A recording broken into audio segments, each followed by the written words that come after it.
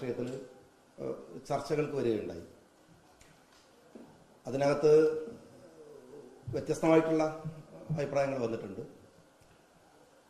ഒന്നെന്താ വെച്ചാൽ എന്താണ് ഈ വിമർശനങ്ങളുടെ അടിസ്ഥാനം എന്ന് മനസ്സിലാക്കാത്ത പോലെ ഇപ്പോൾ ഒരു സിനിമയിൽ കുതിരോട്ടം പപ്പു വലിയ കള്ളുകൂടിയനായിട്ട് നിൽക്കുന്ന പപ്പുവിൻ്റെ അടുത്ത് വന്ന് മോഹൻലാൽ ചോദിച്ച് കൊടുക്കുന്നുണ്ട്. അപ്പോൾ പപ്പു പറയുന്നുണ്ട്, താനാരാണെന്ന് തനിക്കറിയില്ലെങ്കിൽ താൻ എന്നോട് ചോദിക്കുക താനാരെന്ന് പറഞ്ഞ പോലത്തെ അവസ്ഥയിലാണ് അവസാനം ഞാൻ എത്തി നിൽക്കുന്നത്.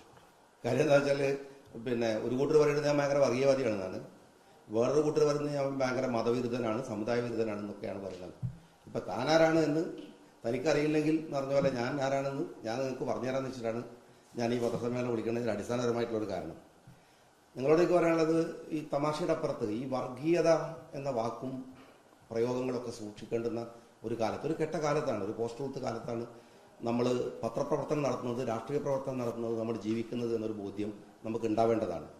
ഒരു സെക്കുലർ ഫാബ്രിക്കിൽ ഇത്തരം വാക്കുകൾ ഉണ്ടാക്കുന്ന പ്രശ്നങ്ങൾ എത്ര വലുതാണ് എന്ന് യാതൊരു നിരീക്ഷണവുമില്ലാതെ ഉത്തരവാദപ്പെട്ട പത്രപ്രവർത്തകന്മാർ പോലും ഇതിൽ പങ്കാളികളാവുന്നു എന്നുള്ളതാണ് ഇതിൻ്റെ ഒരു അപകടം. ഈ വർഗീയതയും സാമുദായികതയും എന്താണ് എന്നൊരു തിരിച്ചറിവ് നമുക്കെല്ലാവർക്കും ഉണ്ടാകുന്നത് നല്ലതാണ്. അത് ഇല്ലാതെ പോകുന്നു എന്നൊരു പ്രശ്നം എനിക്കുണ്ട്. ഈ വർഗീയത പറയുന്നതും സാമുദായികത പറയുന്നതും തമ്മിലുള്ള വ്യത്യാസം. വർഗീയത എന്ന് പറയുന്നത് മറ്റൊരു മതത്തിന്റെ അവകാശത്തിൽ കൈകടത്തുകയോ മറ്റൊരു മതത്തിനെതിരെ തിരിയുകയോ അവർക്കെതിരെ സംസാരിക്കുകയോ അവർക്കെതിരെ നീങ്ങുകയോ ചെയ്യുന്നതിന് വർഗീയത എന്ന് പറയും. അവനവന്റെ സമുദായത്തിന് വേണ്ടി വാദിക്കുന്നതോ അവനവന് വേണ്ടി അവനവന്റെ മതത്തിന്റെ പ്രചാരണത്തിന് വേണ്ടി നിൽക്കുന്നതോ ഇന്നുവരെ ഇന്ത്യയിലെ ഏതെങ്കിലും ഒരു നിലപാടനുസരിച്ച് വർഗീയതയാണ് എന്ന് ഞാൻ മനസ്സിലാക്കിയിട്ടില്ല. നിങ്ങൾക്ക് മനസ്സിലാവില്ല, അങ്ങനെ മനസ്സിലാക്കിയിട്ടുണ്ടാവില്ല എന്ന് വിചാരിക്കുന്നത്. പിന്നെ സാമുദായികത ഗുരു പറഞ്ഞതാണ്, അയ്യങ്കാളി പറഞ്ഞതാണ്, മന്നത്ത് പത്മനാഭൻ പറഞ്ഞതാണ്, വക്കം അബ്ദുൽ ഖാദർ മൗലവി പറഞ്ഞതാണ്, CH മുഹമ്മദ് കോയ സാഹിബ് സീതി സാഹിബും പറഞ്ഞതാണ്. അത് ഞാനായിട്ട് പുതുതായിട്ട് പറയുന്നതല്ല. ഇനി ഇവരൊക്കെ വിട്ടേക്ക്. നിങ്ങൾ 2024 ജൂണിൽ ബജറ്റിന്റെ പ്രീ ബജറ്റിലെ ഹൽവ മീറ്റിംഗ് ഉണ്ട്, ഹൽവ ചടങ്ങുണ്ട്. ആ ഹൽവ ചടങ്ങിനകത്ത് രാഹുൽ ഗാന്ധിയുടെ ഒരു മനോഹരമായൊരു പ്രസംഗമുണ്ട്, ഇന്ത്യയുടെ ചരിത്രത്തിൽ എഴുതി വെക്കേണ്ട പ്രസംഗം. അതിൽ അദ്ദേഹം പറയുന്നുണ്ട്, എവിടെയാണ് ഇന്ത്യയിലെ 80% വരുന്ന 90% വരുന്ന മനുഷ്യർ എവിടെയുള്ളത്? ഇവിടെ 2%ത്തെയാണ് കാണുന്നത്. ബാക്കിയുള്ളവരൊക്കെ എവിടെ? SC ST എവിടെ? SC എവിടെ? ഇവരൊക്കെ എവിടെയുള്ളത്? ഇവിടുത്തെ ന്യൂനപക്ഷങ്ങൾ എവിടെ? മുസ്ലിങ്ങൾ എവിടെ എന്ന് രാഹുൽ ഗാന്ധി ഇന്ത്യയുടെ പാർലമെന്റിൽ ചോദിക്കുന്ന ചോദ്യമുണ്ട്. 2024 ജൂണിലാണ്. നിങ്ങളുടെ ഭാഷ അനുസരിച്ചിട്ട് ഒരുപക്ഷെ രാഹുൽ ഗാന്ധി വർഗീയവാദിയായിട്ട് നിങ്ങൾ ചിത്രീകരിക്കേണ്ട കാര്യമാണ്. സമുദായ സംഘടനത്തിന് പുറത്ത് ഇപ്പം മുസ്ലിം ലീഗിനൊരു പ്രശ്നം എന്താണെന്ന് വെച്ചാൽ അതൊരു സാമുദായിക സംഘടന മാത്രമല്ല, ഒരു ന്യൂനപക്ഷ സംഘടന കൂടിയാണ്, രാഷ്ട്രീയ സംഘടന കൂടിയാണ്. ന്യൂനപക്ഷ രാഷ്ട്രീയ സംഘടനത്തിനും ചില പരിമിതികൾ രാജ്യത്തുണ്ട്. നിങ്ങൾ UN-ന്റെ പ്രമാദമായിട്ടുള്ള UN ചാർട്ടറുകൾ നിങ്ങൾ പരിശോധിച്ചാൽ എങ്ങനെയാണ് ഒരു ന്യൂനപക്ഷ സംഘടന ലോകത്ത് പ്രവർത്തിക്കേണ്ടത് എന്ന് കൃത്യമായിട്ട് UN ചാർട്ടറുകൾ പറയുന്നുണ്ട്. എന്നുവെച്ചാൽ അവര് സമുദായത്തിന്റെ ന്യൂനപക്ഷത്തിന്റെ അവകാശങ്ങൾക്ക് വേണ്ടി പൊരുതേണ്ടതുണ്ട്. ഒപ്പം ആ ന്യൂനപക്ഷങ്ങളെ രാഷ്ട്ര നിർമ്മിതിക്ക് വേണ്ടിയോ രാജ്യത്തിനു വേണ്ടി കൂടെ അവരെ ഉയർത്തിക്കൊണ്ടുവരികയും ചെയ്യേണ്ടതുണ്ട്. UN-ന്റെ ഇത്തരം ചാർട്ടറുകൾക്ക് എതിരായിട്ടോ അല്ലെങ്കിൽ രാജ്യത്തിലെ ഏതെങ്കിലും ഭരണഘടനാ നിയമവ്യവസ്ഥകൾക്ക് വിധേയമല്ലാതെയോ അല്ല മുസ്ലിം ലീഗ് പ്രവർത്തിക്കുന്നത്. പിന്നെ അവകാശബോധം, ഉത്തരവാദിത്വ ബോധമൊക്കെ ഉണ്ടാക്കിയെടുക്കുക എന്ന് പറയുന്നത് മുസ്ലിം ലീഗ് കൃത്യമായിട്ട് നിർവഹിച്ചുകൊണ്ടിരിക്കുന്ന ഒന്നുമാണ്. ഞാൻ ഈ പ്രസംഗത്തിൽ പറഞ്ഞ ഏറ്റവും പ്രധാനപ്പെട്ട പോയിന്റ് എന്തായിരുന്നു ചോദിച്ചാൽ വളരെ കൃത്യമായിട്ട് ഞാൻ പറഞ്ഞു. അത് നിങ്ങൾക്കറിയാവുന്ന കാര്യമാണ്. ഈ മുഗദാറിലടക്കം, കോഴിക്കോട്ടിലെ മുഗദാറിലടക്കം ഈ തെരഞ്ഞെടുപ്പിൽ CPM പഞ്ചായത്ത് തെരഞ്ഞെടുപ്പിന് മുമ്പ് പ്രയോഗിക്കുന്ന അപകടകരമായ ഒരു വർഗീയ ധ്രുവീകരണം ഉണ്ടാക്കുന്നുണ്ട്. എന്ന് വെച്ചാൽ 4000-5000 മുസ്ലിങ്ങൾ പാർക്കുന്നിടത്തിനെ ഒരു ഡിവിഷനാക്കുകയും എന്നാൽ 4000 പേർ പാർക്കുന്നിടത്ത് 4 ഡിവിഷനുകൾ ഉണ്ടാക്കുകയും ചെയ്യുക. മതത്തെ, ജാതിയെ, വർണ്ണങ്ങളെ വേർതിരിച്ച് ഒരു BJPയുടെ വോട്ട് ചോരിയുടെ കുറച്ചുകൂടെ മോഡേണൈസ് ചെയ്യപ്പെട്ട, കുറച്ചുകൂടെ പരിഷ്കൃതമായിട്ടുള്ള ഒരു ഭാഗം കേരളത്തിലെ ഇടതുപക്ഷം CPM ചെയ്യുകയാണ് ഈ തെരഞ്ഞെടുപ്പിൽ. ആ വിഷയത്തെ ഞാൻ പറഞ്ഞതിനെ നിങ്ങൾ മറച്ചു വെക്കാൻ വേണ്ടിയിട്ടാണ് ചില പത്രപ്രവർത്തകരുടെ സഹായത്തോടുകൂടെ എന്നെ വർഗീയവാദിയാക്കാൻ ശ്രമിക്കുന്നത്. വർഗീയവാദിയാക്കുക എന്ന് പറയുന്നത് സുഖമുള്ള പണിയാണ്. അയാൾ പേടിച്ചു ബേജാറായിക്കോളും. ഷാജി വർഗീയവാദിയാവുന്നൊന്നും ഉള്ള വിഷയമൊന്നുമല്ല. നിങ്ങൾ ചെയ്ത ഒരു അപകടം എന്താണെന്ന് വെച്ചാൽ, നിങ്ങളെന്ന് ഞാൻ കൃത്യമായിട്ട് പറയേണ്ടവരെ ഞാൻ കൃത്യമായിട്ട് പറയും, എല്ലാവരെയും അല്ല ഞാൻ പറയുന്നത്. ഈ ചെയ്ത ഒരു പണീൻ്റെ ഒരു അപകടം എന്താണെന്ന് വെച്ചാൽ ഷാജി വർഗീയവാദി ഒന്നുള്ളതല്ല, മറിച്ച് CPM-ന്റെ ഒരു ഇസ്ലാമോഫോബിയയെ നിങ്ങൾ എന്റർടൈൻ ചെയ്യുന്നു എന്നുള്ളതാണ്. നിങ്ങൾ അത് വെറും ഒരു ഇസ്ലാമോഫോബിയ അല്ല, അപകടം പിടിച്ച ഭരണകൂടം നടത്തുന്ന ഇസ്ലാമോഫോബിക്കാണ് അവർ നടത്തിക്കൊണ്ടിരിക്കുന്നത്. അതിനെയാണ് നിങ്ങൾ എന്റർടൈൻ ചെയ്യുന്നത് എന്നുള്ളതാണ് ഇതിലെ ഏറ്റവും പ്രധാനപ്പെട്ട ഒരു പ്രശ്നം എന്ന് പറയുന്നത്. നാളെ ഇതുപോലെ സമുദായത്തിന് വേണ്ടി വാദിക്കാൻ ഒരുത്തൻ വരരുത്, അവൻ പേടിക്കണം. സമുദായത്തിന്റെ അവകാശങ്ങൾ ഹനിക്കപ്പെടുമ്പോൾ അവനിങ്ങനെ ഭയത്തോടു കൂടി നോക്കി നിൽക്കണം. കാരണം പറഞ്ഞാൽ വർഗീയവാദിയാകുമോ എന്നാണ് അവന്റെ ഭയം ഉണ്ടാവുക. അതുകൊണ്ട് പിന്നെ ഇനി ഞാൻ ഈ വർത്തമാനം നിർത്തും എന്ന് വിചാരിക്കുന്നുണ്ടെങ്കിൽ തെറ്റാണ്. കൂടുതൽ ശക്തിയോടെ ഞാൻ ഈ അവകാശവാദ സമരങ്ങളിൽ ഞാൻ ഉണ്ടാകും.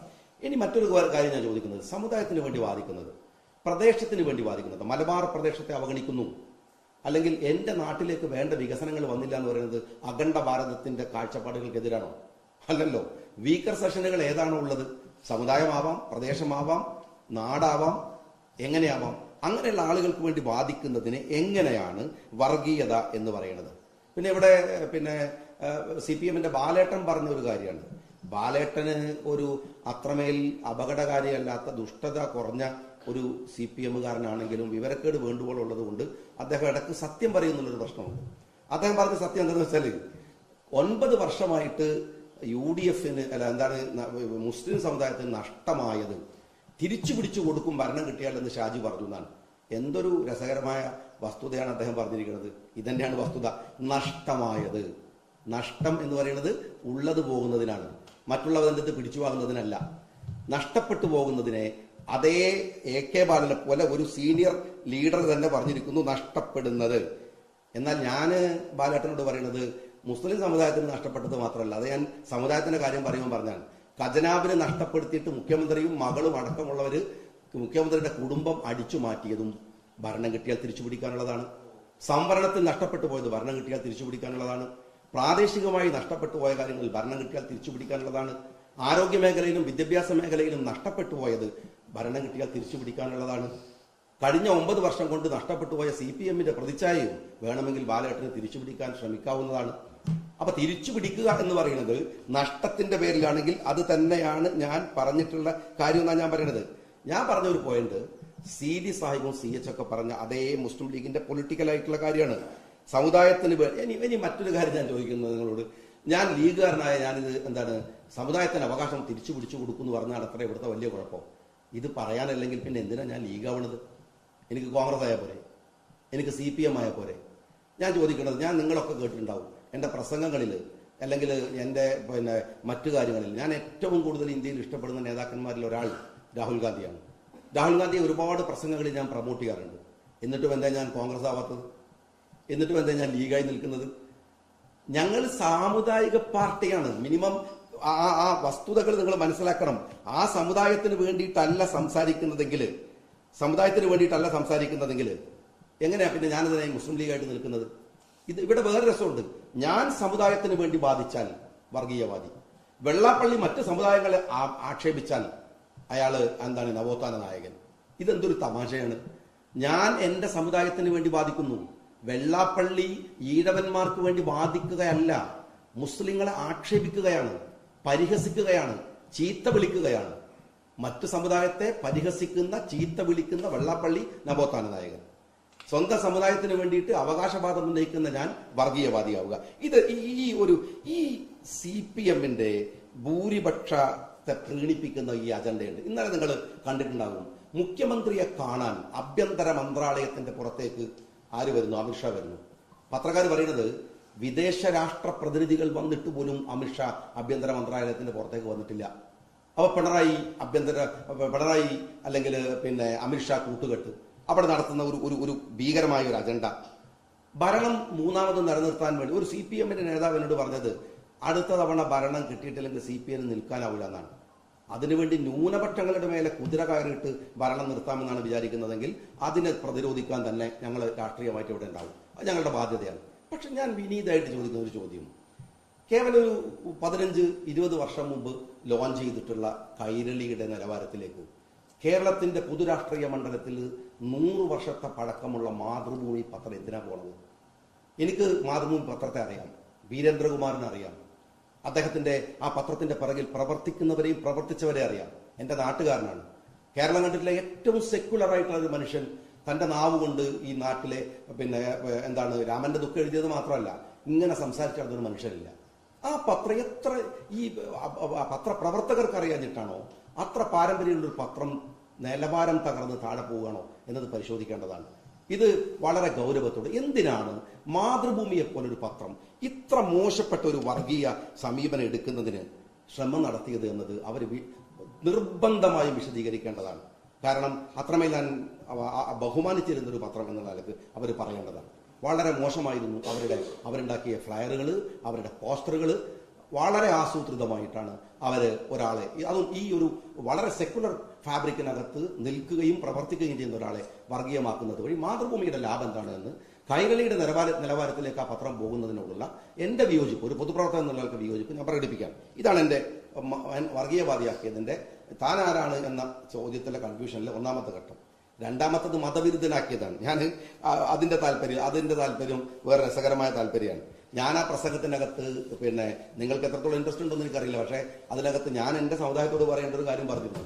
ഇസ്ലാമിൽ ഒരു ക്രൈറ്റീരിയ ഉണ്ട്, അതെല്ലാ മതത്തിലും അങ്ങനെ തന്നെയാണ്. എന്നുവെച്ചാൽ അദബ്, ഇൽമ്, ഇബാദത്ത് എന്ന് പറയും. എന്നുവെച്ചാൽ അറിവുണ്ടാകുന്നതിന് മുമ്പ് ഉണ്ടാവേണ്ടത് അവന് അടക്കം, ഒതുക്കം, വിനയം ഒക്കെയാണെന്നാണ്. എല്ലാ മതവും അങ്ങനെ തന്നെയാണ്. വിനയമുള്ളവന് അറിവുണ്ടായാൽ, അറിവുള്ളവൻ ആരാധനാ കർമ്മങ്ങൾ നിർവഹിച്ചാൽ അതിൽ സൗന്ദര്യം ഉണ്ടാവും. അതല്ലാതെ ഒരു ബഗടി കളിക്കുന്ന ആളുടെ കയ്യിലല്ല മതനേതൃത്വം കിടക്കേണ്ടത് എന്ന് സൂചിപ്പിച്ചുകൊണ്ട് ഞാൻ മുഷാവറയിലെ ബഹുമാന്യനായ അംഗവും കേരളത്തിലൊരു വിദ്യാഭ്യാസ പ്രവർത്തകനുമായ ബഹാവുദ്ദീൻ ഉസ്താദിനെ അഡ്രസ് ചെയ്തു. അപ്പോൾ പിറ്റേ ദിവസം ഒരു ചങ്ങായി വന്നിട്ട് പത്രസമ്മേളനം നടത്തുമ്പോൾ ഞാൻ വിചാരിക്കണം എന്താണെന്ന് വെച്ചാൽ അദ്ദേഹത്തെ ചോദിച്ചാണ് പത്രക്കാരയിൽ ഉത്തരവാദിത്വം നിർവഹിച്ചിട്ടുണ്ട്. അപ്പം ഞാൻ വിചാരിച്ചെന്താ വെച്ചാൽ ഞാൻ പറഞ്ഞതിൽ എന്തെങ്കിലും കുഴപ്പമുണ്ടോ, ഈ ക്രൈറ്റീരിയയിൽ വല്ല കുഴപ്പമുണ്ടോ, മതപരമായ സംശയം തീർക്കുന്നില്ല നൽകാൻ. പക്ഷേ അദ്ദേഹം ഞാൻ ബഹാവുദ്ദീൻ ഉസ്താദിനെ കുറിച്ച് പറഞ്ഞതല്ല കേട്ടത്, ഞാൻ സജി ചെറിയാനെ കുറിച്ച് പറഞ്ഞതാണ് മൂപ്പരെ പ്രകോപിപ്പിച്ചത് എന്നെനിക്ക് പിന്നെയാണ് മനസ്സിലായത്. സജി ചെറിയാനെ കുറിച്ച് ഞാൻ എന്താ പറഞ്ഞത് അത് നിങ്ങൾ കേൾക്കേണ്ടതാണ്. അമൃതാനന്ദമയ്യ സജി ചെറിയാൻ കെട്ടിപ്പിടിക്കുമ്പോൾ ഞാൻ പറഞ്ഞൊരു കാര്യം കാര്യങ്ങൾ, അമ്മയെ സൂക്ഷിക്കണം ഇയാളെ. കാരണം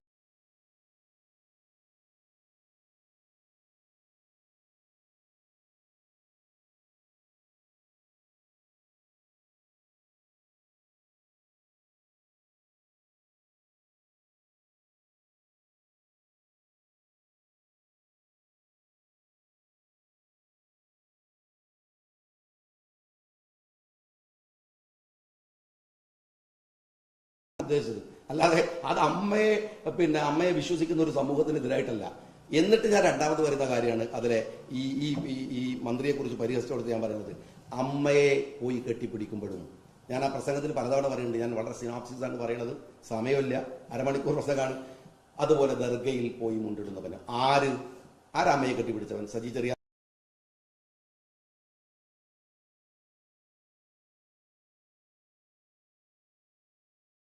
ാണ്. കേരളത്തിൽ പലതരം വിശ്വാസാചാരങ്ങളുണ്ട്. ഇതൊക്കെ രാഷ്ട്രീയക്കാരനെ ബാധിക്കുന്ന വിഷയമൊന്നുമല്ല. രാഷ്ട്രീയക്കാരൻ അതിന്റെ ഉള്ളറകളിലേക്ക് പോകേണ്ട കാര്യമില്ല. രാഷ്ട്രീയക്കാരന്റെ വിശ്വാസമായിട്ട് പോകാം. അപ്പൊ കരുണാകരൻ എല്ലാ മാസവും നട തുറക്കുമ്പോൾ അദ്ദേഹം 1-ാം തീയതി, മലയാള മാസം 1-ാം തീയതി ഗുരുവായൂരിലുണ്ടാവും. ആരെങ്കിലും അദ്ദേഹം ഒരു കുഴപ്പക്കാരനാണെന്ന് പറഞ്ഞിട്ടുണ്ടാവും. ദർഗയിൽ പോകുന്ന മന്ത്രിമാരുണ്ടാവും, പള്ളിയിൽ പോകുന്ന നിസ്കരിക്കുന്ന മന്ത്രിമാരുണ്ടാവും. മന്ത്രി ആയതുകൊണ്ട് നിസ്കാരം ഒഴിവാക്കണമെന്നുണ്ടോ? ഇല്ല. പക്ഷെ CPM അങ്ങനെയല്ല. ഇവര് അമ്മയെ കെട്ടിപ്പിടിച്ചാലും ദർഗയിൽ പോയാലും ഇവർ കപട വിശ്വാസികളാണ്. കാരണം ഇവർ വിശ്വാസികളല്ല. ഇസ്ലാമിൽ ഒരു കാര്യമുണ്ട്, മുനാഫിക് എന്ന് പറയും, അവനെ കപട വിശ്വാസി എന്ന് പറയാം. വിശ്വാസിയേക്കാൾ നീ സൂക്ഷിക്കേണ്ടത്, അല്ലെങ്കിൽ മറ്റു മതസ്ഥനേക്കാൾ സൂക്ഷിക്കേണ്ടത് സ്വന്തം മതത്തിലെ കപട വിശ്വാസിയാണ് എന്ന് ഇസ്ലാം പറയുന്നുണ്ട്. ഇവിടെ ഈ കള്ളത്തരത്തെയാണ് ഞാൻ സൂചിപ്പിച്ചത്. കമ്മ്യൂണിസ്റ്റുകാരൻ എങ്ങനെയാണ് ഇത് ചെയ്യുന്നത്? രണ്ടാമത്തെ ഒരു കാര്യം ഞങ്ങളോട് പറയട്ടെ, ഈ വിശ്വാസവും സമുദായവും തമ്മിൽ വ്യത്യാസമുണ്ട്. ഇപ്പൊ സമുദായത്തിന്റെ ആനുകൂല്യം റഷീദ് കണിച്ചേരിയുടെ മകൾക്ക്, കേരളത്തിലെ എക്സൈസ് മന്ത്രിയുടെ ഭാര്യക്ക് ആ സമുദായത്തിന്റെ ആനുകൂല്യം പറ്റിയിട്ടല്ലേ, സംവരണാനുകൂല്യം പറ്റിയിട്ടല്ലേ അവര് ജോലിയിൽ കയറിയത്? കാരണം അവർക്ക് കൂടി അവകാശപ്പെട്ടതാണ്, അല്ലാതെ മുസ്ലിമായി നടക്കുന്ന ആളുകൾക്ക് അവകാശപ്പെട്ടതൊന്നല്ല. പക്ഷെ വിശ്വാസിയും സമുദായവും തമ്മിൽ വ്യത്യാസമുണ്ട്. ഒരു ഉദാഹരണം ഞാൻ പറയാം. വാസവൻ എങ്ങനെയാണ് ദേവസ്വം മന്ത്രിയായത്? അതൊരു വർഗീയതാണെന്ന് വേണമെങ്കിൽ പറയാൻ പറ്റും. ഇല്ല, ആ മതത്തിൽപ്പെട്ട ഒരാളെ ദേവസ്വം മന്ത്രിയായി. പക്ഷെ അതിന്റെ കുഴപ്പം എന്താണെന്നറിയോ? അയാൾക്ക് ശബരിമലയിൽ നിന്ന് സ്വർണ്ണം അടിച്ചു മാറ്റിയാൽ ഒരു കുഴപ്പമില്ല. അതൊരു വിശ്വാസിയാണെങ്കിൽ കുഴപ്പമുണ്ടാവും. അത് വിശ്വാസി ആ മതത്തിന്റെ അല്ല, വേറെ മതത്തിന്റെ വിശ്വാസിയാണ് ദേവസ്വം മന്ത്രി എങ്കിൽ പോലും ശബരിമലയിൽ നിന്ന് സ്വർണം പോയാൽ ബേജാറുണ്ടാവും. ഇത് കരുവന്നൂർ ബാങ്കിൽ നിന്ന് പൈസ അടിച്ചു മാറ്റുന്ന അതേ ലാഘവത്തിൽ തന്നെയാണ് ശബരിമലയിൽ നിന്ന് പൈസ അടിച്ചു മാറ്റുന്നത്. കാരണം അയാൾക്ക് അത് സെന്റിമെന്റ്സ് അല്ല, അതൊരു മെറ്റീരിയൽ ഇൻട്രസ്റ്റ് ആണ്, സ്പിരിച്വൽ ഇൻട്രസ്റ്റ് അല്ല. അതാണ് പ്രശ്നം. വിശ്വാസിയും സമുദായവും തമ്മിൽ വ്യത്യാസമുണ്ട്. ഞാൻ ഇങ്ങനെ ഒരു ക്ലാസ് എടുത്ത് പോകേണ്ടി വരുന്നത് നിങ്ങൾ തന്നെ ഉണ്ടാക്കിയ പ്രശ്നം കൊണ്ടാണ്. അപ്പൊ ഞാൻ പറയുന്നത് ഇതാണ്. ഇവിടെ എൻ്റെ ഒരു രാഷ്ട്രീയം നിങ്ങൾക്ക് എല്ലാവർക്കും അറിയാം, വളരെ കൃത്യമായിട്ട്. ഞാനായതുകൊണ്ട് നിങ്ങൾ അത് വേറെ പല ഘടകങ്ങളുണ്ട്, ഞാൻ പറഞ്ഞ് കുഴപ്പത്തിന് നിൽക്കുകയല്ല, മനസ്സിലാവണമെന്ന് മനസ്സിലായാൽ മതി. ചിലത് പറഞ്ഞാൽ ചില സാധനം മാത്രം പോകുന്നുള്ളതുകൊണ്ടാണ് പറയാത്തത്. ഞാനായതുകൊണ്ടാണ്. ഞാൻ തെരഞ്ഞെടുപ്പിന്റെ തലേ ദിവസം അന്ന് കണ്ണൂരിൽ പത്രപ്രവർത്തനം നടത്തിയ ആളുകൾ ഇപ്പം എൻ്റെ മുമ്പിലുണ്ട്. വർഗീയവാദികളുടെ മതതീവ്രവാദികളുടെ വോട്ട് വേണ്ട എന്ന് പേര് ചൊല്ലി പറഞ്ഞ് മത്സരിച്ചു. കേരളത്തിലെ ഒരു DYFI നേതാവോ ഒരു യുവജന നേതാവോ പറഞ്ഞിട്ടില്ല. ഞാൻ പറഞ്ഞു. രണ്ടാമത് എന്നെ അത് പറഞ്ഞ് കുറേ വേട്ടയാടാൻ നോക്കി. എന്നെ അഴിമതിയുടെ പേര് പറഞ്ഞിട്ട് നിങ്ങൾ എന്നെ കീറി മുറിച്ചു. സ്റ്റോറീസ് ആയിരുന്നു എന്നെ കുറിച്ചുണ്ടായിരുന്നത്. കൂളായിട്ട് ഞാൻ രാജ്യത്തിൻ്റെ നിയമത്തിൻ്റെ മുമ്പിൽ നിന്ന് കൃത്യമായിട്ട് ഞാൻ നിരപരാധി എന്ന് പറഞ്ഞ് ഇറങ്ങി വന്നു.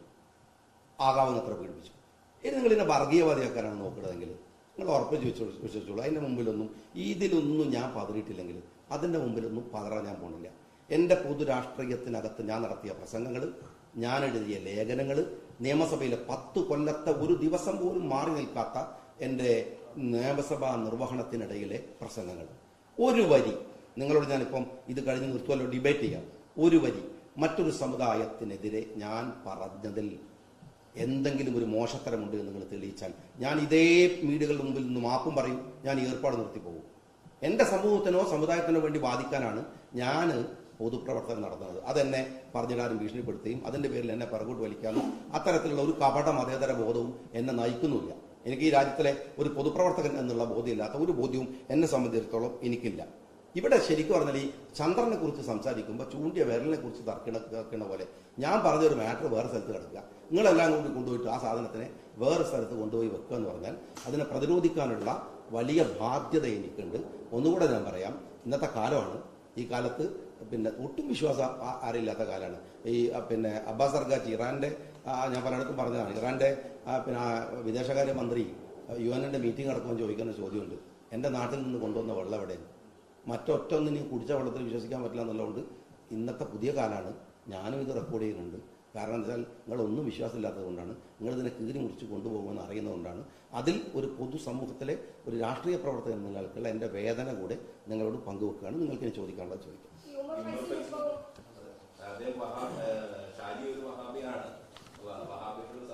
ഏത് സഖാവ്? അതന്നെ വെച്ചു. ഏത് സഖാവ്? ഏത് സഖാവ് എന്താ പറഞ്ഞത്?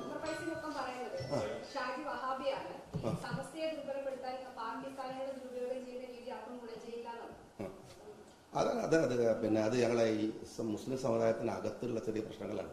പിന്നെ സുന്നി, വഹാബി, മുജാഹിദ്, ജമാഅത്ത്, അത് ഞാൻ വേറെ ഇത്ര പ്രധാനപ്പെട്ട ഒരു സാധനത്തിനകത്ത് പറയേണ്ട സഖാവുമല്ല അദ്ദേഹം, മറുപടി പറയേണ്ട ആളുമല്ല. ഞാൻ വലിയ കാര്യങ്ങൾ പറയുന്നുണ്ടെങ്കിൽ എനിക്ക് അതിന് മറുപടി ഞാൻ താല്പര്യം.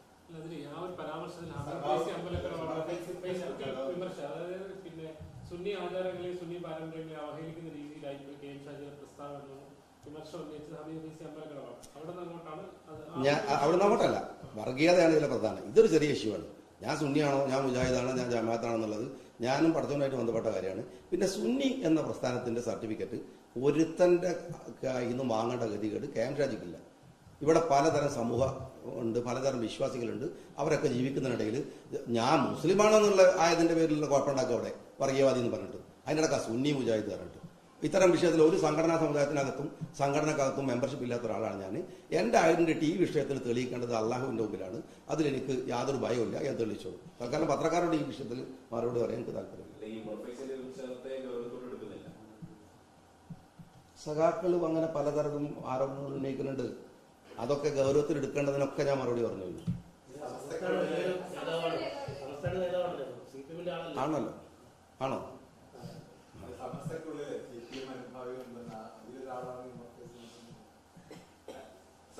നിങ്ങൾ വേറെ എന്തെങ്കിലും ഈ സാധനം ഇല്ലാത്ത വേറെ എന്തെങ്കിലും ചോദിക്കാം. സമുദായത്തിന് വേണ്ടി പ്രവർത്തിക്കാനാണ് അല്ലെങ്കിൽ മന്ത്രിമാർക്ക് വേണ്ടിയിട്ടല്ല, സമുദായത്തിന് വേണ്ടി ഭരണം പിടിക്കേണ്ടത് CPM വ്യാപകമായ വിമർശിച്ചിട്ടുണ്ട്. വർഗീയതയെ കൃത്യമായിട്ട് പറഞ്ഞു. വർഗീയത എന്നാണ് സമുദായത്തിന് വേണ്ടി വാദിക്കുന്നത് വർഗീയതയാണെങ്കിൽ ഞാൻ വർഗീയവാദിയാണ്, നോ ഡൗട്ട്. ഗുരു വർഗീയവാദിയാണ്, അയ്യങ്കാളി വർഗീയവാദിയാണ്, പാർലമെന്റിൽ പ്രസംഗിച്ച രാഹുൽ ഗാന്ധി വർഗീയവാദിയാണ്, ആ കൂട്ടത്തിൽ ഞാൻ വർഗീയവാദിയാണ്. സമുദായത്തിന് വേണ്ടി UDF ഭരണം പിടിക്കേണ്ടത് മുസ്ലിം സമുദായത്തിന് വേണ്ടി മാത്രമാണ്. UDF ഭരണത്തിൽ വന്നാൽ മുസ്ലിം സമുദായത്തിന് വേണ്ടി മാത്രമായിരിക്കും അർത്ഥത്തിലാണ്. അല്ലല്ല, അതിന്റെ മറുപടി നിങ്ങളല്ലേ പറയണം. കാരണം നിങ്ങളുടെ സ്റ്റേറ്റ്മെന്റ് ആണത്, എന്റെ സ്റ്റേറ്റ്മെന്റ് അതല്ല. അതിന്റെ മറുപടി നിങ്ങളെ പറയണ്ട. അർത്ഥത്തിലാണ് അത് അല്ല, അങ്ങനെ അർത്ഥം ആർക്കൊക്കെ വെക്കാന്ന് അർത്ഥം വെച്ചിട്ട് കുഴപ്പമാക്കലാണല്ലോ ഇവിടുത്തെ കാര്യപ്പെട്ട പണി. ഭരണത്തിൽ വന്നു കഴിഞ്ഞാൽ ഞാൻ പറഞ്ഞത് എന്താണ് എന്നത് വിശദീകരിക്കേണ്ട റെസ്പോൺസിബിലിറ്റി മാത്രമേ എനിക്കുള്ളൂ. ഞാൻ പറഞ്ഞത് റെക്കോർഡഡ് ആണ്, അത് വളരെ ക്ലാരിറ്റി ഉള്ളതാണ്. കഴിഞ്ഞ 5 വർഷം എന്നല്ല 9 വർഷം കേരളത്തിൽ നഷ്ടപ്പെട്ട ഞാൻ നിങ്ങളോട് പത്രക്കാരോട് ഞാൻ പറയാം, ഞാനൊരു ഡിബേറ്റ് നടത്താം, നിങ്ങൾ തയ്യാറുണ്ടെങ്കിൽ. ഞാനല്ല, ഞാൻ നേതൃത്വം കൊടുത്ത് ഞാൻ കേരളത്തിലെ എക്സ്പേർട്ടുകളെ ഇരുത്തിയിട്ട് നഷ്ടപ്പെട്ടു പോയ സംവരണത്തിലെ തിരികെ കയറ്റലുകൾ വഴി നഷ്ടപ്പെട്ടു പോയ സംവരണത്തിന്റെ കണക്ക് ഞാൻ പറയാം. നിങ്ങൾ തയ്യാറാണോ? നിങ്ങൾ റെഡിയാണോ? സത്യസന്ധമായ കാര്യം കേൾക്കാൻ തയ്യാറാണെങ്കിൽ ഡോക്യുമെന്റലായിട്ട് ഞാൻ പറയാം. 1 അല്ല 10 അല്ല 100 അല്ല 1000 കണക്കിന് എത്രയോ വർഷമായിട്ട് കേരളത്തിലെ പൊതുരാഷ്ട്രീയ മണ്ഡലം സമരം ചെയ്ത് നേടിയെടുത്ത ആനുകൂല്യങ്ങൾ നഷ്ടപ്പെടുത്തിയിട്ടുണ്ട്. നഷ്ടപ്പെടുത്തിയിട്ടില്ല എന്ന് നിങ്ങൾ തെളിയിച്ചാൽ ഞാൻ നിങ്ങളോട് മാപ്പും പറയാൻ ഞാൻ പൊതുപ്രവർത്തനം അവസാനിപ്പിക്കാം. നഷ്ടപ്പെട്ടു പോയി എന്ന് എനിക്ക് ബോധ്യമുള്ളൊരു കാര്യത്തെ ഞാൻ ഡിപ്ലോമസിക്ക് വേണ്ടിയിട്ടില്ല എന്നും പറയില്ല. പോയത് പോയിട്ടുണ്ട്, അത് തിരിച്ചു പിടിക്കാൻ ഞങ്ങൾ ഇതൊന്നും അല്ലെങ്കിൽ പിന്നെ എന്തിനാ കേരളത്തിൽ ഞങ്ങളെ കമ്മ്യൂണിറ്റി, ഞങ്ങളുടെ സമുദായം, ഞങ്ങൾ ആ സമുദായത്തെ പൂർണ്ണമായിട്ട് അജണ്ട ഉണ്ടാക്കിയിട്ട് അവർക്ക് ലഭിക്കേണ്ട കാര്യങ്ങളെ കൃത്യമായി നഷ്ടപ്പെടുത്തുമ്പോൾ നോക്കിയിരിക്കാൻ എന്തിനാ മുസ്ലിങ്ങൾ യാതൊരു മടിയില്ലാതെ എന്നെ പറയുന്നത് മുസ്ലിം ലീഗിന്റെ സംസ്ഥാന സെക്രട്ടറി എന്നാണല്ലോ. പിന്നെ എന്തിനാ അത്? ഭരണഘടനാപരമായ അവകാശമാണ് ഞാൻ ചോദിക്കുന്നത്. ഭരണഘടനാപരമായ അവകാശം, ജനസംഖ്യാനുപാതികമായ പരിഗണന. ആ പരിഗണനയ്ക്ക് വേണ്ടി വാദിക്കുന്നത് വർഗീയതാണെന്നുണ്ടെങ്കിൽ ഞാൻ പറഞ്ഞല്ലോ, ഗുരു വർഗീയവാദിയാണ്, അതെ, പിന്നെ മന്നത്ത് പത്മനാഭൻ വർഗീയവാദിയാണ്, അയ്യങ്കാളി വർഗീയവാദിയാണ്. എല്ലാവരും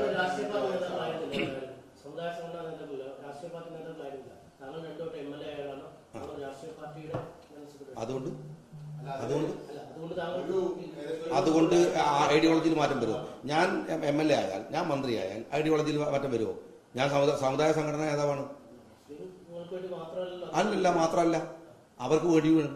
അതുകൊണ്ടാണല്ലോ ഞാൻ പറഞ്ഞത് ന്യൂനപക്ഷ സംഘാടനത്തിന്റെ എന്താണോ, നിങ്ങൾ ഇന്ത്യയിലെ മാത്രമല്ല UN ഒരു ചാർട്ടർ ഉണ്ട്, പരിശോധിക്കുക. ഇന്ത്യൻ ഭരണഘടന അനുവദിക്കുന്ന ഒരു കാര്യമുണ്ട്, നെഹ്റു അനുവദിച്ചു പറഞ്ഞൊരു കാര്യമുണ്ട്. ബി പോക്കർ സാഹിബ് ഇന്ത്യയുടെ പാർലമെന്റിൽ എഴുന്നേറ്റിട്ട് നെഹ്റുവിന്റെ മുമ്പ് പറയുന്നത് എന്റെ സമുദായം എന്നാണ്. നെഹ്റു പറഞ്ഞത് അറിയാം, നിങ്ങളെ ഞാൻ പരിഗണിക്കുന്നു, ഈ ബില്ല് പാർലമെന്റ് മുഴുവൻ അംഗീകരിച്ച ബില്ല് നിങ്ങളുടെ സമുദായത്തിന്റെ വിഷയത്തിൽ ഞാൻ മാറ്റുന്നു എന്നാണ് പാർലമെന്റിൽ നിന്ന് ബി പോക്കർ സാഹിബ് പറഞ്ഞത്. എന്റെ സമുദായം എന്നാണ്. എന്താ കുഴപ്പം? വെള്ളാപ്പള്ളി പറയുമ്പോൾ നിങ്ങൾക്ക് തിളക്കുന്നു, നിങ്ങൾ ഞാൻ പറയില്ല കേട്ടോ, നിങ്ങളെന്നല്ല ഉദ്ദേശിക്കുന്നത്, മീഡിയ മുമ്പിൽ ഉണ്ടാകുമ്പോൾ തിളക്കണില്ലല്ലോ. അയാൾ പിന്നെ ഈഴവ സമുദായത്തിന് വേണ്ടി വാദിക്കെങ്കിൽ സന്തോഷം. എന്തിനാ മറ്റുള്ളവരെ ചീത്ത വിളിക്കണം? നിങ്ങൾ എൻ്റെ ഒരു വാക്ക് പറ, ഞാൻ ആരെയാണ് ആക്ഷേപിച്ചത്? അതല്ലേ വർഗീയത?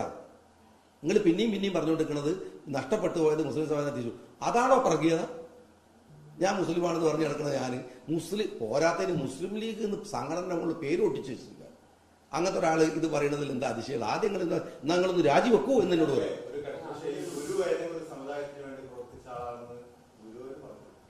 ഇല്ല, ഈഴവശിവൻ എന്തിനാ ഉണ്ടാക്കിയത്? വല്ല അല്ല തർക്കിക്ക. എന്താ ചോദ്യം ഇതാണ്, ഈഴവശിവൻ എന്താണ്? ഈഴവശിവൻ എന്താണ്? എന്തൊരു കഷ്ടമാണ്. നിങ്ങളുടെ ശിവൻ എന്ന് പറഞ്ഞാൽ എങ്ങനെയാ? അതെ, അപ്പൊ നല്ല വർത്താനം. ബ്രാഹ്മണന്മാരോടാണ് അദ്ദേഹം സംസാരിക്കുന്നത്. ആ, ജാതിഭേദം മതദ്വേഷം ഏതുമില്ലാതെ ഏവരും സോദരത്വത്തിന് വാഴുന്ന അല്ലെ? അതാണ് നിങ്ങൾക്ക് ആളുകൾ മനസ്സിലാക്കേണ്ട കാര്യം എന്ന് വെച്ചാൽ, സ്വന്തം സമുദായത്തിന് വേണ്ടി വാദിക്കുമ്പോഴും മറ്റുള്ളവർക്ക് വേണ്ടി നിൽക്കാൻ കഴിയുന്നതിനാണ് സെക്കുലർ എന്ന് പറയുന്നത്. സ്വന്തം സമുദായത്തിൽ ഞാനൊരു മുസ്ലിം എന്നതിന്റെ പേരിൽ അഭിമാനത്തോടെ നിൽക്കുകയും മറ്റുള്ളവരെ ബഹുമാനിക്കാൻ പഠിക്കുകയും ചെയ്യുന്നതാണ് ഇന്ത്യയിലെ മതേതരത്വത്തിന്റെ വിഷയം. അത് അറിയാതെ പോയതാണ് ഇടതുപക്ഷത്തിന്റെ പരാജയം. ഇന്ത്യൻ സെക്കുലറിസത്തെ കുറിച്ച് അവർക്കറിയില്ല. അവർക്കറിയുന്ന യൂറോപ്യൻ സെക്കുലറിസമാണ്. ഇന്ത്യൻ സെക്കുലറിസത്തിന്റെ പ്രത്യേകത അത് ഇൻക്ലൂസീവ് ആയിട്ടുള്ള സെക്കുലറിസമാണ്. എന്റെ മതത്തിന്റെയോ എന്റെ ജാതിയുടെയോ പേരിൽ അഭിമാനിക്കാം. ഇനി ഗുരു സമുദായത്തിന് വേണ്ടി വാദിച്ചില്ല നിങ്ങൾ വെള്ളാപ്പള്ളിനോട് പറഞ്ഞേക്കാം, എന്നോട് പറയുന്നത്.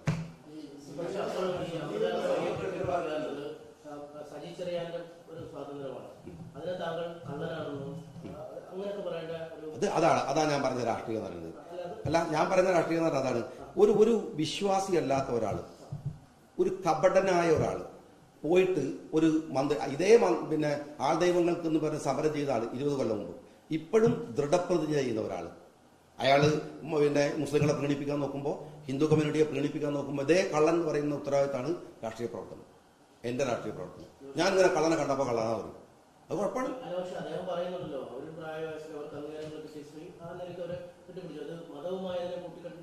ഇല്ലല്ലേ, അതൊരു കൂടിക്കെട്ടുന്ന കാര്യമില്ലല്ലോ. അതേ പ്രശ്നമുള്ളൂ. മതവും അതിനെ കൂട്ടിക്കെട്ടണ്ടെന്നാണ് ഞാനും പറയുന്നത്. അദ്ദേഹം കൂട്ടിക്കെട്ടിയിട്ടുണ്ട്, ഒരുപാട് സ്ഥലത്ത് കെട്ടിയിട്ടുണ്ട്. അദ്ദേഹം ഒരുപാട് സ്ഥലങ്ങളിൽ കൂട്ടിക്കെട്ടിയിട്ടുണ്ട്. ഇതുമായി ബന്ധപ്പെട്ടല്ല. CPM നിരന്തരമായി അത്തരത്തിലുള്ള മതപരമായ കൂട്ടിക്കെട്ടലുകൾ നടത്തുന്നുണ്ട്. അതാ പ്രശ്നം. ഞാൻ എന്തിന് ഹാലളകണം എന്ന് ചോദിക്കുന്നത് അതെന്റെ രാഷ്ട്രീയമായ അവകാശത്തെക്കുറിച്ചാണ് ഞാൻ പറയുന്നത്. എന്നെ വർഗീയവാദി എന്ന് വിളിക്കുന്ന ആളുകളോട് നിങ്ങൾ എന്തെന്ന് പറഞ്ഞു എന്നല്ല ഞാൻ ചോദിക്കുന്നത്. ഞാൻ എന്റെ ഉത്തരാണ് പറയുന്നത്. അല്ലാതെ ഞാൻ അവരെന്ത് ഇന്ത്യ രാജ്യത്ത് ചോദിക്കുന്നതിന് അവകാശമില്ലേ?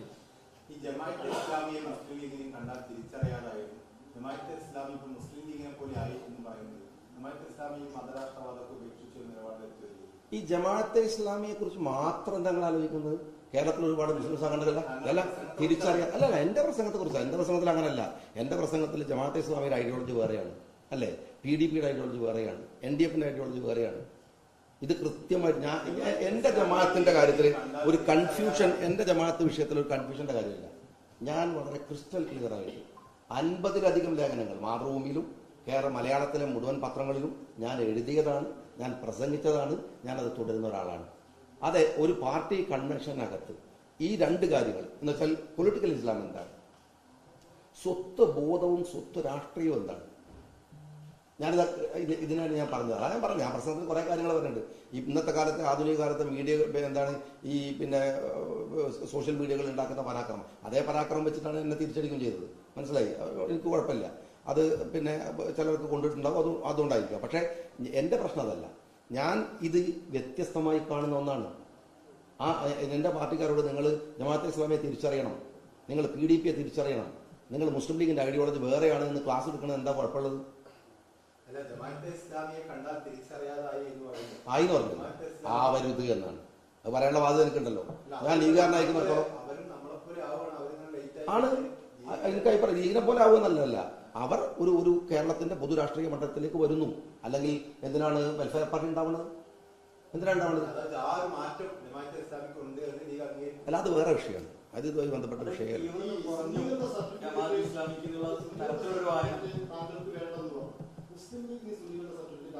ഞാൻ അങ്ങനെ പറഞ്ഞിട്ടില്ലല്ലോ. ഇല്ല സുന്നികളുടെ സർട്ടിഫിക്കറ്റ്. അതുകൊണ്ടാ പറഞ്ഞു. വാക്കിന്റെ വ്യത്യാസം എന്തായാലും അതായത് കേൾക്കും. നിങ്ങൾ ഏതാ പത്രത?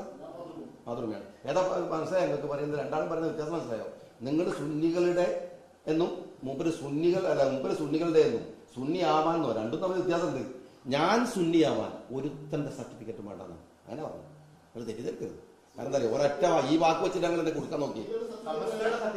സുന്നികളുടെ നിങ്ങൾ പറയുന്ന വാക്കിന് വ്യത്യാസമുണ്ട്. സുന്നി ആവാൻ ഒരുത്തന്റെയും സർട്ടിഫിക്കറ്റ് വേണ്ടെന്നുള്ളത്. സുന്നികളുടെ സർട്ടിഫിക്കറ്റ് വേണ്ടാന്ന് ഞാൻ സുന്നിയല്ലേ? ഞങ്ങൾ ഇങ്ങനെ അത് നിങ്ങളുടെ ഭാഷയാണ്, എന്റെ ഭാഷയാണ്. ആണല്ലോ, ഞാൻ പറഞ്ഞല്ലേ, ഞാൻ പൊതുവേദി പറഞ്ഞ കാര്യമല്ലേ. കേരളത്തിൽ നിങ്ങൾക്ക് അതാണ് ഒരു അറിവില്ലായ്മയുടെ പ്രശ്നം. സുന്നി ആശയം എന്ന് പറയുന്നത് ഷാഫി ഇമാമിനെ പിന്തുണക്കുന്ന ആളുകളാണ്. ഹനഫി വേറെയാണ്. കേരളത്തിലെ പൊതു രാഷ്ട്രീയത്തിൽ നിൽക്കുന്ന എല്ലാ മുസ്ലിങ്ങളും സുന്നി ആശയത്തിൽ നിൽക്കുന്നവരാണ് മഹാഭൂരിപക്ഷം. ചെറിയ പ്രശ്നമല്ല, മഹാഭൂരിപക്ഷം. അത് ഹനഫി, അമ്പലി എന്നൊക്കെ പറയുന്ന മുസ്ലിം ടേമുകൾക്കകത്തുള്ള കുറേ പ്രശ്നങ്ങളാണ്. അതുകൊണ്ടത് സുന്നിയാണോ എന്നുള്ള ചോദ്യത്തിന് വളരെ ശക്തമായിട്ട് തന്നെ ഞാൻ സുന്നിയാണെന്ന് പറയും. പക്ഷെ സുന്നികളുടെ സർട്ടിഫിക്കറ്റ് എന്ന് പറയുന്നത് വേറെയാണ്. അത് നിങ്ങളെ ഭാഷയാണ്, എന്റെ അല്ല. നിങ്ങളാ ചോദിക്കുന്നത് മനസ്സിലാക്കി. അല്ല, അങ്ങനെ അഭിപ്രായം നിങ്ങൾക്ക് ഉണ്ടെങ്കിൽ നിങ്ങൾ പറഞ്ഞോളൂ. എന്റെ വായിലൊക്കെ അത് കേട്ടോ. അത് അയാൾ അതിന്റെ നേതാവാണോ, അതിൽ എത്ര ആളാണെന്നൊക്കെ ഒരു പറഞ്ഞോട്ടെ എന്ന് ഞാൻ എനിക്ക് മറുപടി പറഞ്ഞു കൊടുക്കാൻ പറഞ്ഞു. അത്ര ഉള്ള കാര്യം. നിങ്ങൾക്ക് ഈ ഞാൻ പറഞ്ഞല്ലോ, നിങ്ങളുടെയൊക്കെ ഒരു തമാശ എന്താ വെച്ചാൽ, വളരെ ഗൗരവപ്പെട്ട ഒരു പൊതുമണ്ഡലത്തിൽ നിന്ന് 10 കൊല്ലം MLA ഒക്കെ ആയി ഇപ്പോഴും നിങ്ങൾ ക്രൂശിക്കാൻ മാത്രം അല്ലെങ്കിൽ വിമർശിക്കാൻ മാത്രം നിൽക്കുന്ന ഒരാൾ വർഗീയതയെക്കുറിച്ച് സംസാരിച്ചതിനെ കുറിച്ച് ഒരു ചോദ്യം പോലും അല്ല നിങ്ങൾക്ക്. നിങ്ങൾ ഇഷ്ടപ്പെടും ഈ ഇതിലാണ് ഈ സുന്നി ഇഷ്യൂസിലൊക്കെ എങ്ങനെയെങ്കിലും പഠിക്കുക. പണ്ട് മാതൃഭൂമി ഒരു പത്രത്തിൽ കൊടുത്തിരുന്നു പറഞ്ഞു, അങ്ങനെ മയ്യത്ത് സ്കാരത്തിൽ ആരെ സുലൂതും പോയ ഫോട്ടോ കൊടുത്തു പറഞ്ഞു. അതിനുശേഷമാണ് മാതൃഭൂമിയിൽ കുറച്ച് ഈ മുസ്ലിങ്ങളുമായിട്ട് പരിചയമുള്ള ആളുകൾ വരണം, ബന്ധമുള്ള ആൾ വരണം എന്നൊക്കെ പറഞ്ഞ് തീരുമാനമെടുത്തത്. ഇപ്പൊ ഇത് വന്നു ഇതിനകത്തുള്ള ഫിഖ്ഹി ആയിട്ടുള്ള കാര്യങ്ങളൊക്കെ തർക്കിക്കാൻ വേണ്ടിയിട്ട് എന്നുവെച്ചാൽ എന്ത് വാർത്താ ദാരിദ്ര്യം നിങ്ങളെ നയിക്കുന്നതെങ്കിൽ നിങ്ങൾ ആയിക്കോളി. എന്നിട്ട് ഓരോരുത്തർക്ക് പോവുക, എന്നിട്ട് ഓരോ കമന്റ് എടുക്കുക, എന്നിട്ട് ആരെ വിമർശിച്ച് നോക്കുക, ആയിക്കോളൂ, ഒരു കുഴപ്പമില്ല. പക്ഷെ എന്നെ നിങ്ങൾ ഇരയാക്കാന്ന് വിചാരിക്കണം.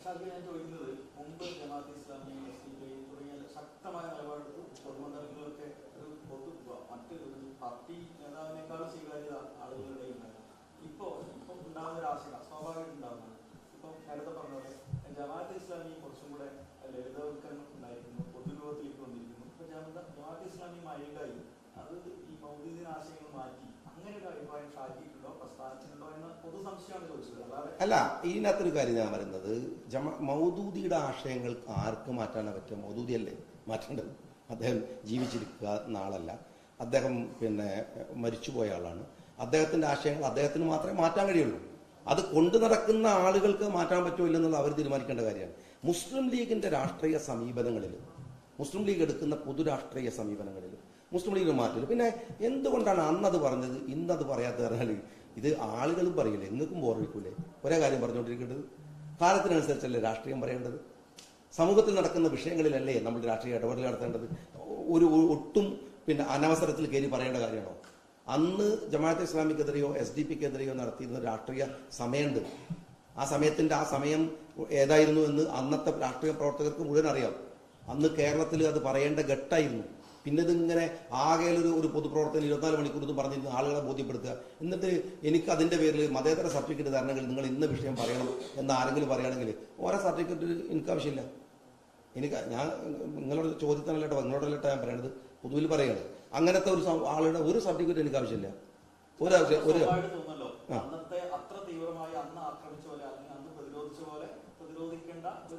ഒന്ന് രാഷ്ട്രീയ സാഹചര്യമല്ല, അതാണ് അത്തരമൊരു രാഷ്ട്രീയ സാഹചര്യം എന്നാണോ വരുന്നത്, അത്തരത്തിൽ എങ്ങനെയാണോ അത് കൺഫ്യൂസ് ചെയ്യിക്കാൻ നോക്കുന്നത് സമുദായത്തെ, അപ്പൊ ഞങ്ങൾ പറയേണ്ടി വന്നാൽ അല്ല, അങ്ങനൊന്നുമില്ല, നിലവിലില്ല എന്നൊന്നുമല്ല പറയുന്നത്. ആ സാഹചര്യം വന്നാൽ പറയുന്നതാണ്. ഏത് കക്ഷികളിലും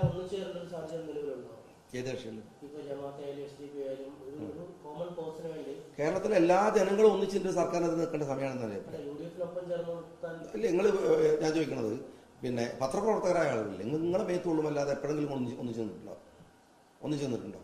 നിങ്ങളുടെ മേത്ത് കൊള്ളുമ്പോഴല്ലാതെ കേരളത്തിലെ ഏതെങ്കിലും ഒരു പൊതുവിഷയത്തിൽ നിങ്ങൾ ആരെങ്കിലും ഒന്നിച്ചു നിന്നിട്ടുണ്ടോ? നിങ്ങൾ നടന്ന രാഷ്ട്രീയ പ്രവർത്തനമല്ലേ, രാഷ്ട്രത്തിന്റെ ഭാഗമല്ലേ നിങ്ങൾ? നിങ്ങൾക്ക് തോന്നാത്തത് വാക്കുകളും തോന്നണം നിങ്ങൾക്ക് തോന്നുന്നുണ്ടോ? ആദ്യം നിങ്ങൾ ഒന്നിച്ചെന്ന് കാണിച്ചത്. ഷാജിക്കെതിരായ വിമർശനമായിട്ടല്ല, പൊതുവെ CPM ഇപ്പൊ ലീഗിനെതിരെ ഉന്നയിക്കുന്ന ആരോപണമാണ് ലീഗ് കുറച്ചുകൂടി ജമാഅത്തെ ഇസ്ലാമി വൽക്കരിക്കപ്പെട്ടു, മതരാഷ്ട്രവൽക്കരിക്കപ്പെട്ടു. ഇപ്പൊ MSF-നെതിരെ SFI പറഞ്ഞു. ഇപ്പൊ അതേ ആരോപണം KSU ഇന്നിപ്പോ കൊടുവള്ളി പറയാണ്, MSF തോറ്റു, മതേതരത്തിന് ജയിച്ചു. അപ്പൊ മൊത്തത്തിൽ ലീഗും MSF വർഗീയ പാർട്ടിയായി മാറി എന്നുള്ളൊരു തോന്നൽ വന്നോന്നല്ല. ഞങ്ങൾക്ക് തോന്നിയിട്ടില്ല. ഇതിനേക്കാൾ കൂടുതൽ വർഗീയപരമായ ആക്ഷേപങ്ങൾ കേട്ടിട്ടാണ് മുസ്ലിം ലീഗ് അതിന്റെ പ്രവർത്തനം തുടങ്ങുന്നത്. അതതിന്റെ പ്രവൃത്തി കൊണ്ട് തെളിയിക്കപ്പെട്ട ഒരു സംഘടനയാണ്. ആരെങ്കിലും എവിടെങ്കിലും ബാനർ വെച്ചാലോ, CPM-കാരൻ താൽക്കാലിക ലാഭത്തിന് വേണ്ടി, അത് ഞാൻ പറഞ്ഞല്ലോ, ഇനി ഭരണം കിട്ടിയില്ലെങ്കിൽ നിൽക്കാനാവില്ല എന്നൊരു CPM നേതാവിനോട് പറഞ്ഞതാണ്. അതുകൊണ്ട് അതിന് ഞങ്ങളെ ബലിയാടാക്കാന്ന് വിചാരിക്കണം, അത് നടക്കുന്ന കാര്യമല്ല. അല്ല, അത് KSU ക്യാമ്പസിനകത്ത് KSU MSF ഇവരൊക്കെ അങ്ങോട്ടും ഇങ്ങോട്ടും ഉണ്ടാകുന്ന ചെറിയ തർക്കങ്ങൾ, അങ്ങോട്ടും ഇങ്ങോട്ടും ഇവർ ക്യാമ്പസിൽ നടത്തുന്ന മത്സരങ്ങളുടെ പേരിൽ അവർ വിളിച്ചു പറയുന്നതിനൊന്നും ഞാനൊരു പൊതുവിഷയമായിട്ടും എടുക്കുന്നില്ല. പ്രവണത തെറ്റാണ്, ഒരു സംശയവും. അതെ, SFI ഉന്നയിക്കുന്ന ആരോപണത്തിന്റെ രീതി വേറെയാണ്. അത് KSU-വും MSF-ഉം അങ്ങോട്ടും ഇങ്ങോട്ടും ക്യാമ്പസുകളിൽ, അത് ക്യാമ്പസിലെ അവിടെ ക്യാമ്പസിനകത്ത് നിൽക്കുന്ന കുറെ ട്രെൻഡുകളാണ്. അതൊന്നും കേരളത്തിലെ രാഷ്ട്രീയത്തിൽ VD സതീശനോ അല്ലെങ്കിൽ രമേശ് ചെന്നിത്തലയോ അല്ലെങ്കിൽ കോൺഗ്രസിന്റെ ലീഡർഷിപ്പോ മുസ്ലിം ലീഗിൽ കുഞ്ഞാലിക്കുട്ടി സാഹിബോ അങ്ങനെയൊന്നും ആ തരത്തിലേക്ക് ആ ചർച്ചയൊന്നും വരുന്നില്ല. അതിനവിടെ തന്നെ അത് ആ പ്രദേശത്ത് വേറെ സ്ഥലത്ത് KSU MSF കെട്ടിപ്പിടിക്കുകയാണ്. അവർ ഭയങ്കര ഉമ്മ വെച്ചിട്ട് ഒരുമിച്ച് മത്സരിക്കുകയാണ്. അപ്പം എന്താ പിന്നെ കേരളത്തിലെ പൊതുസ്വീകാര്യത പ്രശ്നമായിട്ട് വരണ്ടേ? ഇതൊക്കെ ചില ക്യാമ്പസുകൾക്കകത്ത് മാത്രം ഉണ്ടാകുന്ന ഇഷ്യൂമാണ്. അത് അവിടെ തീരുകയും ചെയ്യും. അതൊരു പൊതുവിഷയമേ അല്ല. ആണ് എന്ന് MSF-ന്റെയോ KSU-വിന്റെയോ സംസ്ഥാന പ്രസിഡന്റോ സെക്രട്ടറിയോ പറയുകയാണെങ്കിലോ ഒക്കെ, അത് പറയാത്തിടത്തോളം കാലം അതൊരു പൊതുവിഷയമല്ല. MSF KSU-ന്റെ സംസ്ഥാന പ്രസിഡന്റോ സെക്രട്ടറിയോ MSF-ന്റെ സംസ്ഥാന പ്രസിഡന്റോ സെക്രട്ടറിയോ അങ്ങോട്ടും ഇങ്ങോട്ടും ഇത്തരത്തിൽ ആരോപണങ്ങൾ ഉന്നയിക്കുകയാണെങ്കിൽ പാർട്ടി അതിൽ ഇടപെടും. അല്ലാത്തടത്തോളം ക്യാമ്പസിലെ പ്രാദേശികമായി മാത്രം നിൽക്കുന്ന ഒരു തർക്കത്തിൽ ഇടപെടേണ്ടതില്ല എന്നാണ് പാർട്ടി വിചാരിക്കുന്നത്. പക്ഷേ എന്നും ഈ MSF പറയുന്നത് ഇത്തരം ചാപ്പ കുത്താൻ SFI ശ്രമിക്കുന്നു എന്നാണ് പറയുന്നത്. അവിടെയാണ് ഒരു ക്യാമ്പസിൽ KSU ഇത്തരം ഒരു പോസ്റ്ററായി ഒരു ക്യാമ്പസിലല്ല, അത് അവിടെ തീരുന്നു. അതൊരു പൊതുവിഷയമൊന്നും. ഓക്കെ.